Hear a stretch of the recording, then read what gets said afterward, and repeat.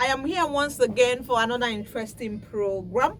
I am Chinenye Onoha, your regular presenter, and today our topic of discourse is police brutality. This is a serious issue that has been affecting communities across the country. Police brutality refers to the use of excessive force by law enforcement officials, resulting in harm or injury to individuals. This can include physical violence, verbal abuse, excessive force, racial profiling. Barrister Carlo is here again to discuss this issue of police brutality. Police brutality.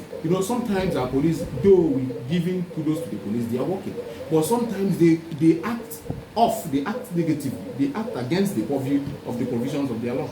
And when they do that, what do? You go to court, you file the necessary application for them to either release you on bail or for your rights to be restored. You see, illegal detention of humans, the Constitution has made it very clear that if somebody is detained for 24 hours, if there is a court within the geographical location of that place, you charge the person. Highest you do is 48 hours.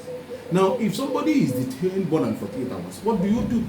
We have the administration of criminal justice law.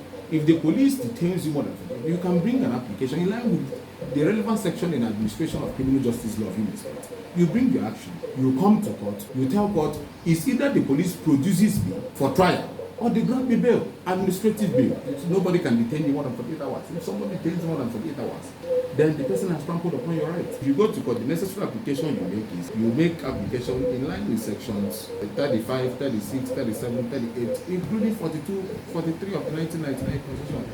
We call them generally as Chapter 4 rights. You bring those applications, then you bring application in line with Universal Declaration of Human Rights, your Bill of Rights, and the rest of them. And courts we look at it, African Charter of Equity, African Charter, of Equity, African Charter of on rights, all these rights are part of our laws, and we have, as a matter of annexure, we have assessed them, and we have seen, and the courts have really pronounced on them as being part of our laws. So the legal process attached to human rights is when your rights are trampled upon, the next place for you to go is to consult a lawyer. When you consult a lawyer, the lawyer knows his onus, he knows his responsibility, he knows what to do. It's either he writes to the defaulting agency or he writes to the defaulting person. Or when he writes, if the person doesn't do the needful within the time prescribed in his letter, he can take the matter up and go to court for court to make pronouncement on it. Do follow us on our social media handles on Facebook, Twitter, Instagram, LinkedIn, YouTube, TikTok at CSAAE. Thanks so much for your time and thanks for always joining us. See you again tomorrow for another interesting topic. I remain yours truly, Chinenye Onoha. Bye for now.